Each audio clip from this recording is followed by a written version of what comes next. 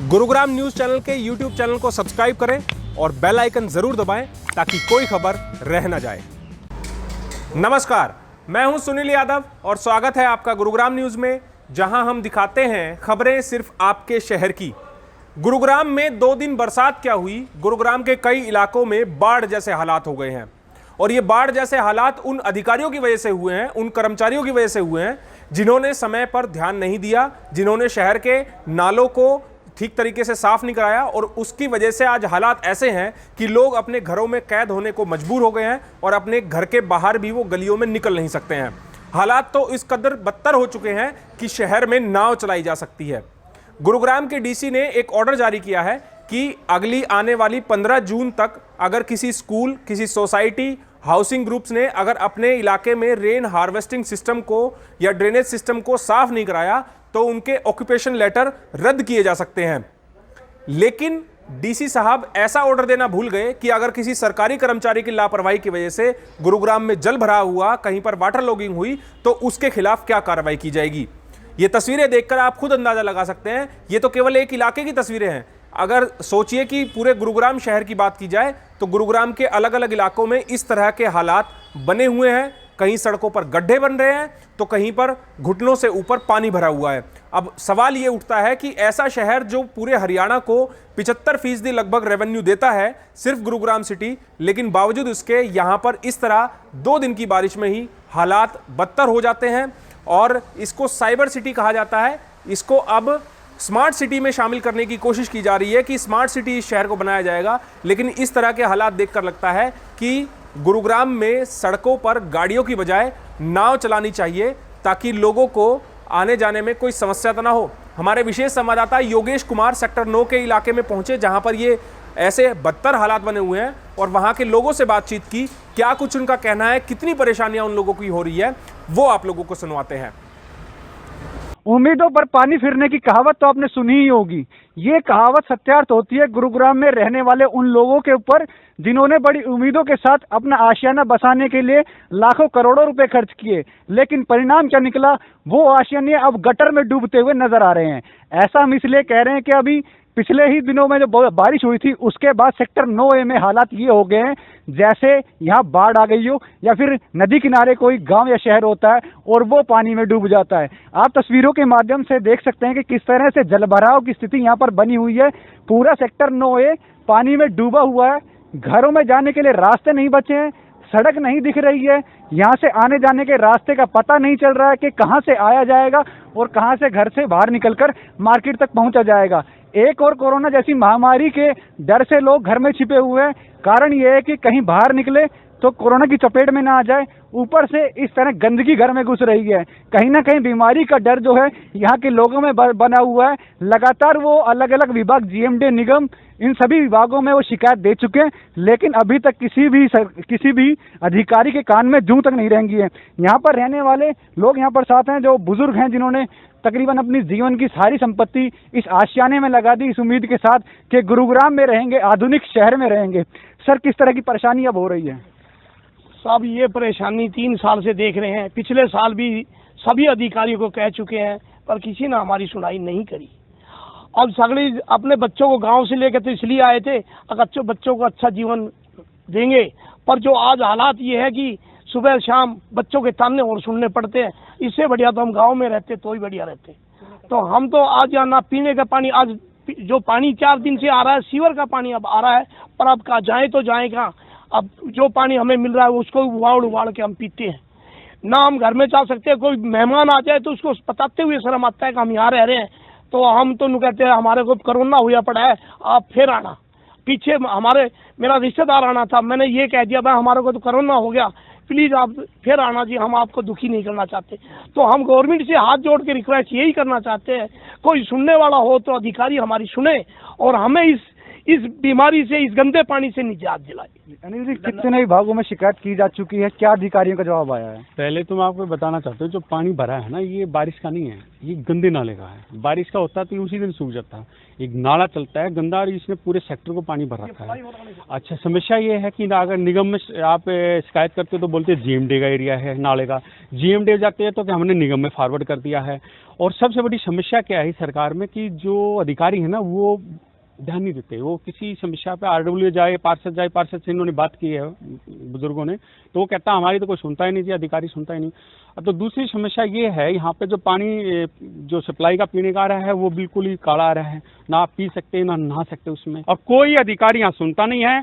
और एमएलए के पास जाओ, विधायक जी के पास जाओ, या आप जाओ पार्षद के पास, और आरडब्ल्यू जो नीचे आ जाए उनकी हैसियत ही नहीं है, मतलब वो तो कोई सुनता ही नहीं है। विधायक जी भी कह देता हमने बोल दिया, बाकी किसी को सुनता नहीं है, ना कोई अमल करता। अधिकारी अपनी चला रहे हैं, बिल्कुल एक तानाशाही बनी हुई है। पता नहीं, मेरे समझ नहीं आ रहा कि सरकार का जो एक डर होता है मुख्यमंत्री जी का, सरकार का, कि भाई अधिकारी की शिकायत आई लोगों की तो उसका निवारण करें, लेकिन यहाँ जो निगम में या जीएमडीए में या डीसी ऑफिस में जो भी जिस सिस्टम में बैठा है उसका कोई ध्यान नहीं है कि क्या करना क्या नहीं, ऐसे ही सब सिस्टम चला हुआ है। जी सर, क्या उम्मीदों के साथ आपने यहाँ पर घर बनाया था, क्या अब क्या लगता है वो उम्मीदें खरी उतर पा रही हैं? हालात उतर पा रही हैं। हमारा तो ऐसा बुरा हाल हो गया, और लगता है मेरे को अब यहाँ से सभी को पलायन करना पड़ेगा, सभी को। इतना हमने आशियाना इतने शौक से बनाया, और रहने को ऐसी जगह है, हम अपने रिश्तेदारों को भी नहीं बता पाते कि भाई वो तो खुश हो रहे हैं, ओह बहुत इंटरनेशनल सिटी में रह रहे हो, पर यहाँ का अगर ये वीडियो अब कल जाएगी तो हमारे पास में वैसे ही नहीं आएंगे। बड़े बड़े ठेकेदार हमारे यहाँ रह रहे हैं, फिर भी देखो इतना कोई वो है नहीं यहाँ पर, कोई भी व्यवस्था नहीं है। अब ये जो सीवर का पानी ही पिएंगे यहाँ के, फिर क्या होगा? डेंगू आ गया, अब डेंगू भी आ रहा है, एक ये मलेरिया आ रहा है, एक ये दो एक बीमारी और नई नई पैदा हो रही हैं। तो अब हाल देखो अब क्या बनेगा। सर, आप गांव में रहते थे, अब सेक्टर में इसलिए घर बनाया ताकि सुविधाएं मिल सकें, तो क्या लग रहा है वो सुविधाएं मिल पा रही हैं? हम गांव में रहते थे, गांव में अच्छी सुविधा थी, हमने सोचा था सेक्टर में और अच्छी सुविधाएं मिलेंगी, लेकिन यहाँ पे तो गांव से भी बेहतर, बल्कि मैं बोलूँगा कॉलोनी से भी बेहतर जिंदगी हो गई है। तो मेरा मानना है यहाँ पे सेक्टर जैसी कोई फैसिलिटी नहीं है, ऐसे ना ये सेक्टर डेवलप होगा, कुछ नहीं। यहाँ पे फैसिलिटी के नाम पे जीरो है, अधिकारी आते नहीं है, सुनते नहीं है। मेरा ये कहना है, खट्टर गवर्नमेंट को फेलियर करने के लिए हमारा जो प्रशासन है वो बैठा हुआ आंख मूंद के, और खट्टर गवर्नमेंट को खत्म करने का इनका एक सोची समझी रणनीति के द्वारा पब्लिक का काम नहीं करना, पब्लिक को परेशान करना। आने वाले समय में पब्लिक को मूवमेंट कर देंगे उस साइड दूसरी साइड आके, बीजेपी को वोट ना दें, खट्टर को वोट ना दें। खट्टर काम नहीं करता, खट्टर का प्रशासन अंधा, बहरा और गूंगा है, वो काम देख के चुपचाप आंख बीच के बैठे हुए हैं। और किसी तरह काम कर दिया तो पब्लिक सही हो जाएगी। ये काम को नकारात्मक दिखाना चाहते हैं, गवर्नमेंट को फेलियर करना चाहते हैं, ये प्रशासन को जिम्मेवारी है। सर, बात चल रही थी कि अगर इस तरह से जलभराव यहाँ पर होता रहा तो गाड़ियाँ बेचकर अब नाव लेने के हालात आ गए हैं। नाव ही लेनी पड़ेगी, यहाँ से पलायन करना पड़ेगा। और सीवर का सारा पानी हमारा वाटर सप्लाई के अंदर, हमारे बच्चे बीमार हैं, कोरोना से नहीं मरेंगे, इस पानी से मरेंगे। हमारी खट्टर गवर्नमेंट से भी हाथ जोड़ के प्रार्थना है, इसका समाधान करें। अपने प्रशासन को, अपने अंधे लंगड़े गूंगे बहरे जो प्रशासन में आपके अधिकारी बैठे हैं वो आपको फेलियर कर रहे हैं, वो आपकी गवर्नमेंट को खत्म कर रहे हैं। आपका जो है प्रशासन खत्म कर रहा है आपको आंख मीच के। प्रशासन अंधा है, वहीं कमरों में बैठ के, एसी में बैठ के मजे ले रहा है आपकी गवर्नमेंट की बदनामी है ये।